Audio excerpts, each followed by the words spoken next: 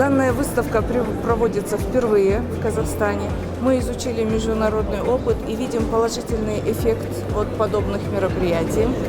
На данной выставке представлены различные проекты государственных органов, высших учебных заведений, местных исполнительных органов, неправительственных организаций, волонтерских организаций, IT-компаний, то есть всех тех, кто вносит свой вклад в профилактику правонарушений, хочет своим делом показать и какие-то креативные идеи внести, распространить для формирования культуры законопослушания. Поскольку в рамках идеологии закон и порядок основной акцент делается на том, чтобы каждый чувствовал ответственность за безопасность и каждый вносил бы свой вклад в безопасность своего района, своего города, своей страны.